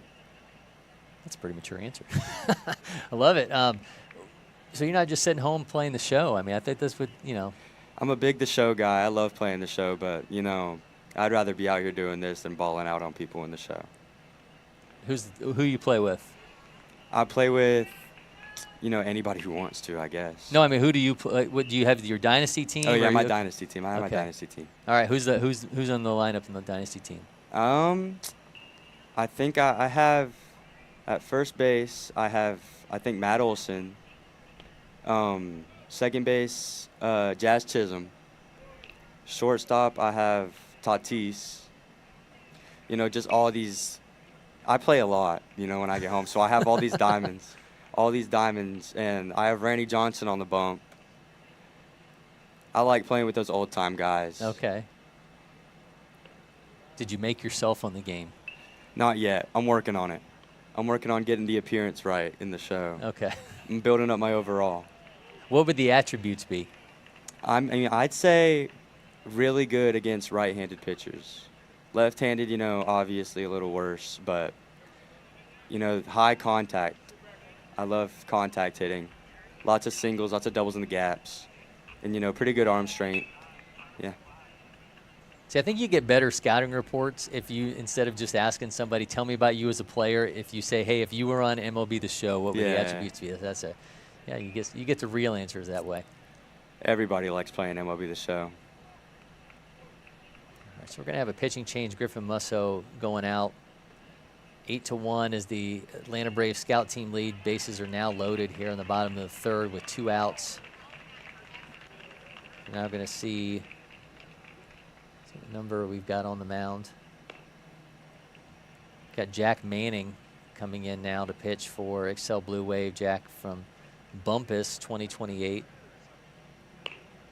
You ever seen the movie Christmas Story? I have not. Okay, well, you got to watch Christmas Story. Well, don't watch it this time of year, but you get back towards Christmas time. But their next door neighbor's name is Bumpus, And so the dad is always yelling when their dogs are running around. And I'm not going to do it justice, so you got to go watch it. I can't believe you've never seen that movie.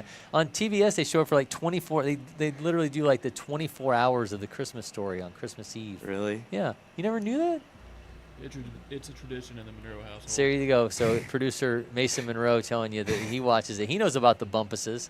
And this kid is from Bumpus, Alabama. So it's not just a name, it's a place. So I got to get on it. you do. But don't watch it this time of year. It won't do I got to anything get for closer you. to Christmas. I got to get in that spirit. There's like a lamp that looks like a leg. I know you've seen that. You'll see it, and then you're like, that's what that is. Yeah.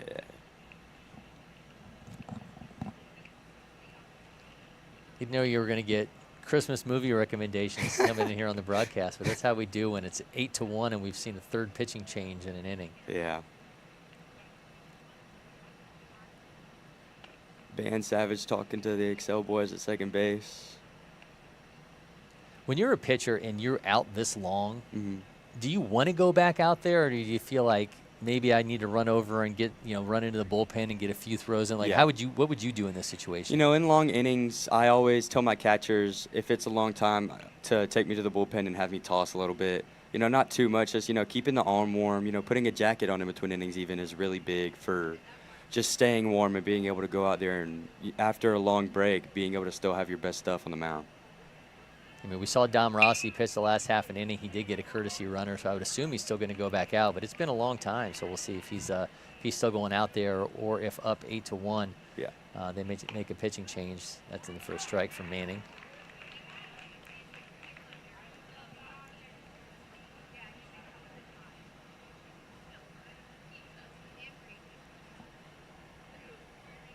Kalen Frederick at the plate.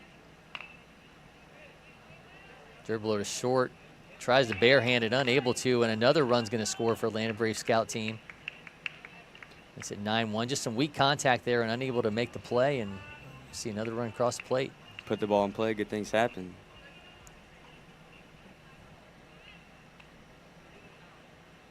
Now Brooks DeRosa, Brooks really blew things open for Atlanta Braves scout team in his last AB. Watches that miss high.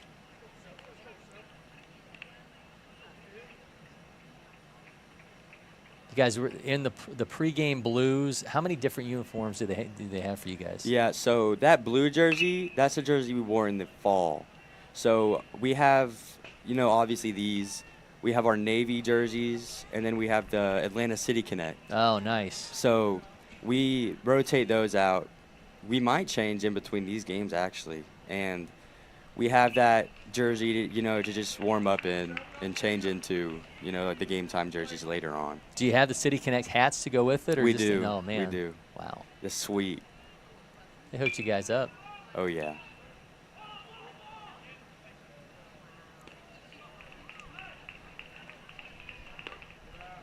Missed to run the count full. So now that Freddie Freeman's gone, are you a Matt Olson guy now? Big Matt Olson guy.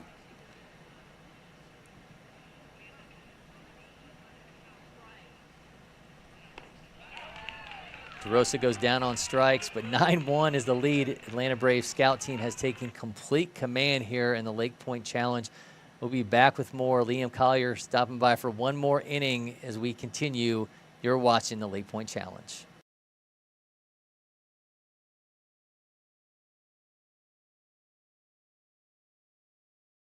At Academy Sports and Outdoors, you'll always find more fun with great brands at the best prices. More of this, and this. So you can get together for a little of that,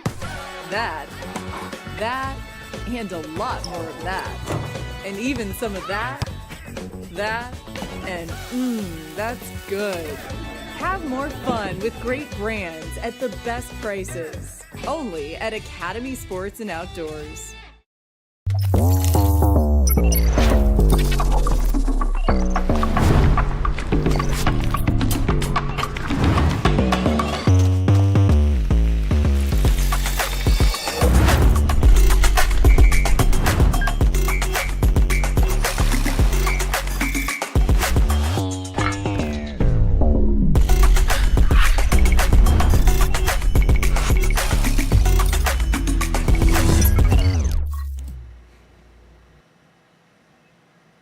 return to action here in the LakePoint Challenge. Cory McCartney joined by Atlanta Braves scout team's Liam Colier. 9-1 is the lead for the Atlanta Braves scout team over Excel Baseball in our game of the day. We've got a pitching change.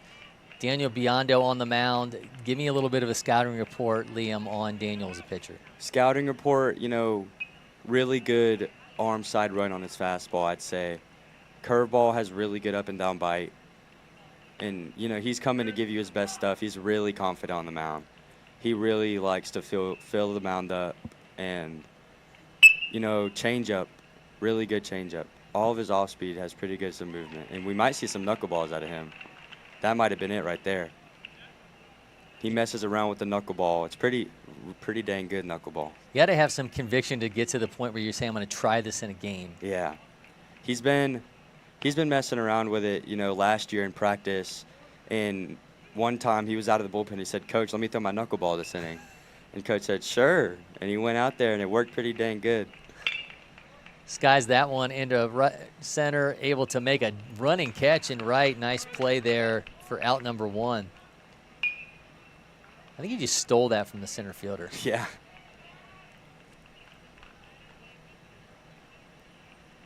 So 1 down, and now here is Griffin Babb as Jack Manning goes down.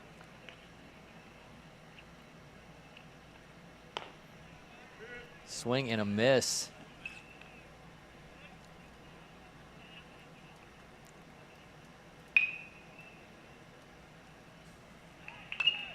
Skies that one foul. Who's the toughest guy on this Atlanta Braves lineup that you faced on the mound? That I've faced on the mound? Man, they're all tough to face. I say, Biondo gives me some trouble. We run up live ABs sometimes just to, tune up before tournaments or stuff. And, everybody's tough to face. Everybody has some good barrel. It's really hard to be able to, dice people up like I usually do with the amount of talent we have on this roster. Gets him on the corner, so 2 down. Nice out pitch there for the second out. And here's Dylan Shipman. Very quickly, 2 down. Shipman's 0 for 1. Pumps that in for a strike. Biondo's confidence on the mound is really why he has 2 quick outs, being able to fill that zone up really efficiently and locate his off speed like that. Another strike. Just attacking hitters. Yeah. He doesn't care what you do or how good you are. He's going to fill his zone up and give you his best stuff. Here comes a knuckleball right here.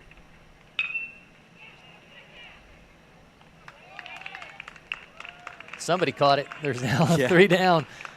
9-1 is the lead for Atlanta Braves scout team. You're watching the LakePoint Challenge. We'll be back with more after the break.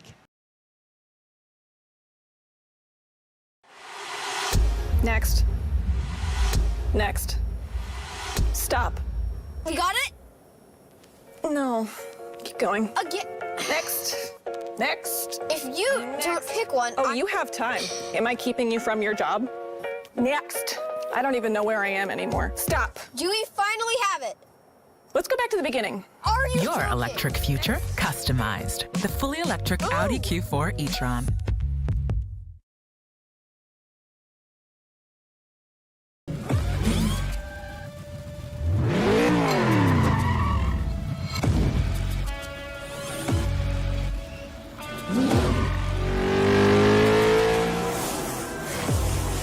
Making every second count.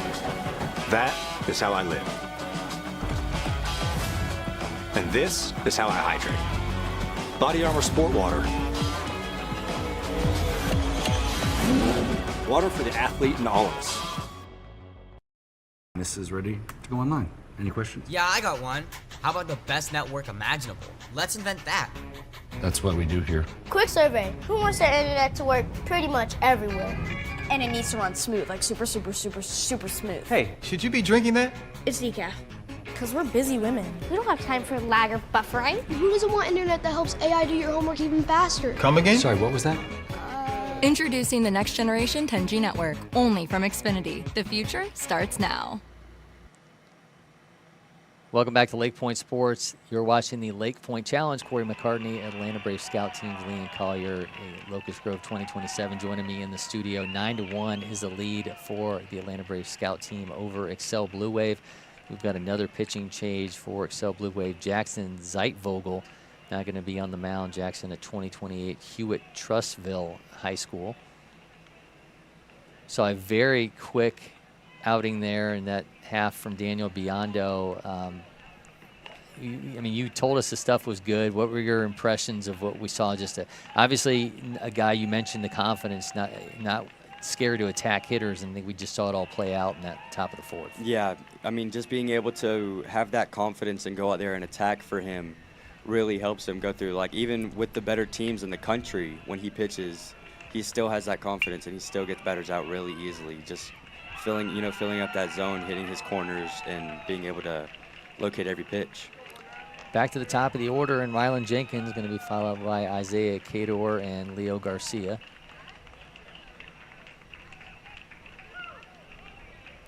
Good take. Misses for ball one.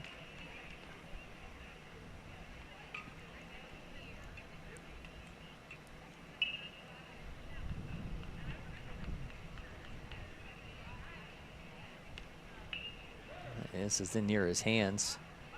Clipped his elbow guard. All right, so we're going to have a leadoff hit by pitch. He says, you got so much stuff on, you didn't even realize you got hit. Yeah. All right, so maybe we see the Jenkins speed at play here. Yeah. Maybe on this first pitch, he really loves to steal. Even if coach gives him the sign or doesn't give him the sign, you know he's ready to go at any time. All right, let's see if that 10-8 100 speed, and he hits another batter on the same exact spot. So Cador and Jenkins both get hit. Right on the elbow guard. Now both people on the bases can fly. All right, so maybe a double steal at play here with two guys who can absolutely fly, and Leo Garcia at the plate.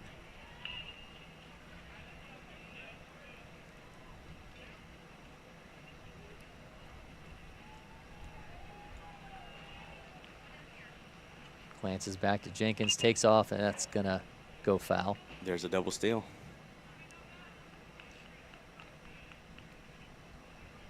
So did Garcia swing through a pitch he should have taken? I think so. I think that ball might have been a little high, but, you know, he's 2 for 2 today. You can't really complain with the way he's been swinging. He is 2 for 2.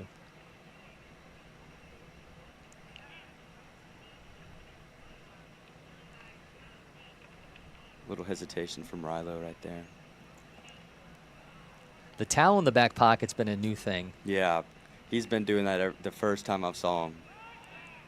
There he goes. Nearly had him in a rundown, but makes the throw to third, and Jenkins pounds the turf as he walks away a little frustrated. Got a little bit too far off the bag, and they were able to get him at third. Wanted that stolen base pretty bad and ends up paying the cost for it. Yeah. Got him on the inside move. We've still got Cador at first. 1 down now in the inning. 0-1 is the count to Garcia. Throw over to first.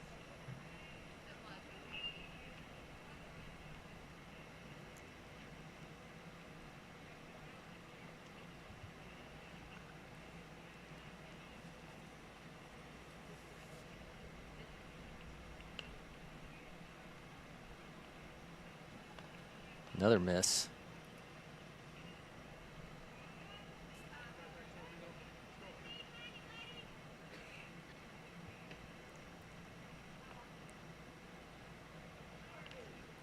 Well, he gets away behind the catcher, and Cador is going to advance to second, trailing towards third.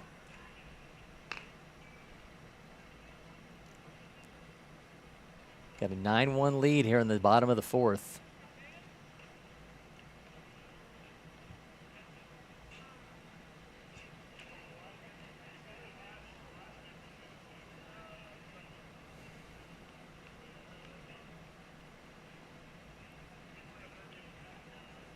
Another miss high makes it 3-1. I always like to know guys' pregame ritual. So what is the Liam Colier pregame ritual? The pregame for me, you know, obviously we take swings in the cage. We run out to center field. We stretch. I don't really have too much, out of the ordinary stuff in my pregame. It's just, a little band routine to get the arm going in case I go out of the bullpen in relief. Some swings with the bat beforehand, with the in and out. The way we do in and out, we have bases set up in the outfield so we can really, make those throws over to first base. And I just catch them, and, Coach Mark over there is catching me up. And we have a really good way of doing in and out before our games.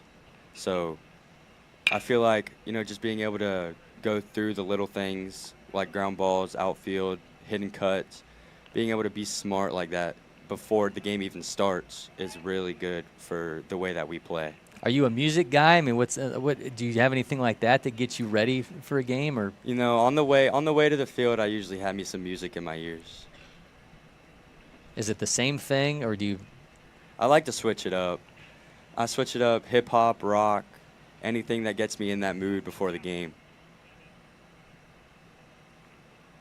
Remember a player last year was on his way to Mercer, told me he listens to like 90s R&B because it's like nice and smooth, and it lets him kind of settle in. Everybody has different ways of getting locked in. Everybody on our team has, different tastes in music. Isaiah, before his games, he listens to a lot of Spanish music.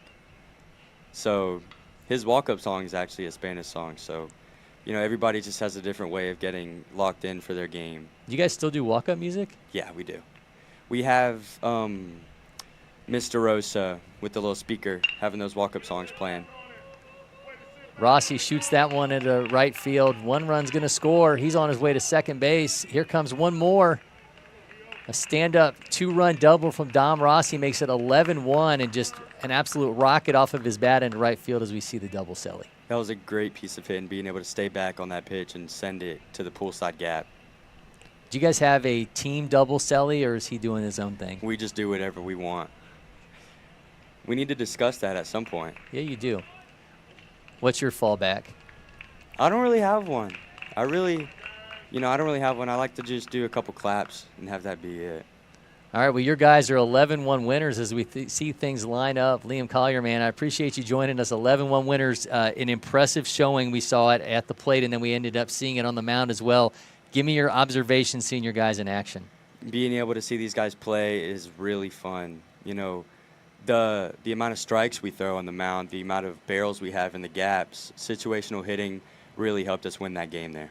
Well, I know they're going to be excited to have you back, but not before you and Locust Grove you guys got some work to do first. So. Yes, sir. All right, man. Liam, appreciate you joining us. We'll be back with more shortly. 11-1 win for Atlanta Braves scout team over Excel Blue Wave. You're watching the game of the day from LakePoint Sports. First one I picked up, I just liked it the best. And like I said, I tried a lot of different companies, a lot of different models, and I fell in love with Old Hickory for sure.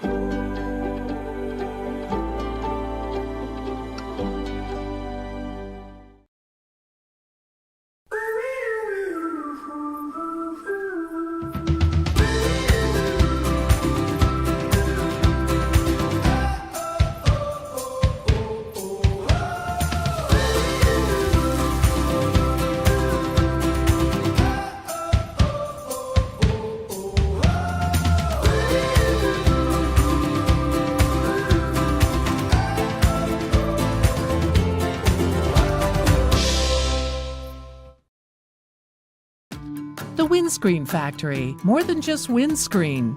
We're a full-service sports facility contractor.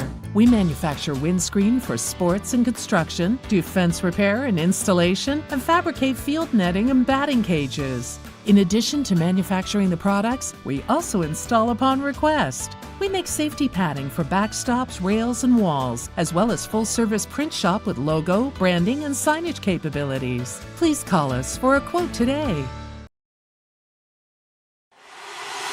Next. Next. Stop. You got it? No. Keep going. Again. Next. Next. If you don't pick one. Oh, you have time. Am I keeping you from your job? Next. I don't even know where I am anymore. Stop. Do we finally have it? Let's go back to the beginning. Are you Your joking? electric future customized. The fully electric Audi Q4 e-tron.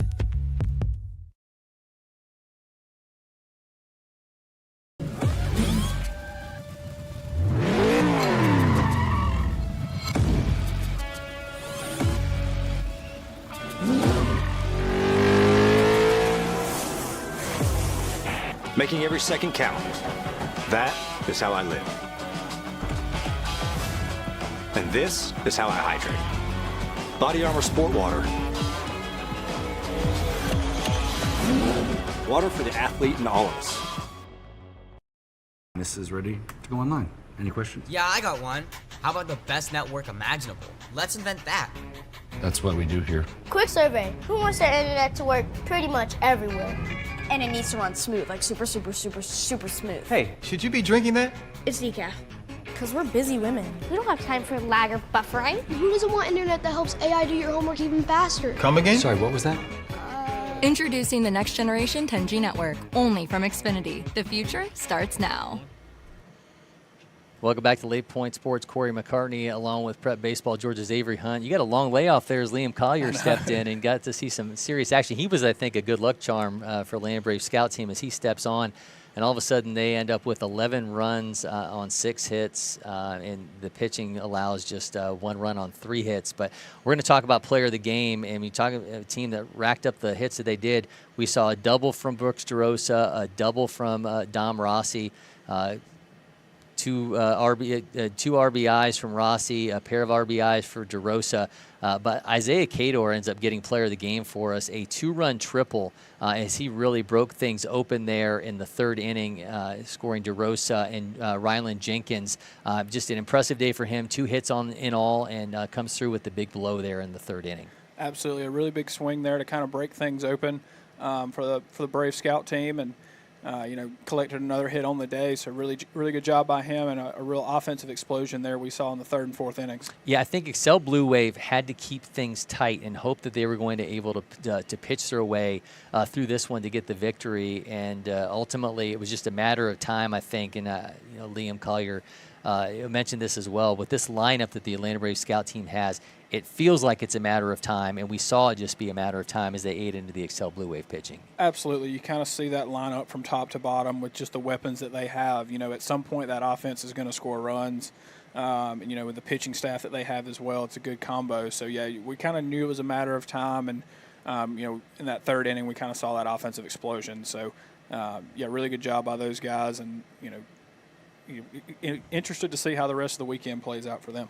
They are 11-1 winners over Excel Blue Wave in our game of the day here from the LakePoint Challenge. Appreciate Liam Colier stopping by. Ended up eating up a lot more time than I think he was going to, but his guys absolutely balled out with him in the studio. So as mentioned, a good luck charm from him as well. So Avery Hunt, thanks as always for stopping by. Appreciate it for Cory McCartney and producer Mason Monroe. We appreciate you guys watching this game of the day. Next week, as always, you'll be able to find us here on X, YouTube, and Facebook. So make sure you watch our broadcast and tell a friend. And until next time, we'll see you again shortly from LakePoint Sports.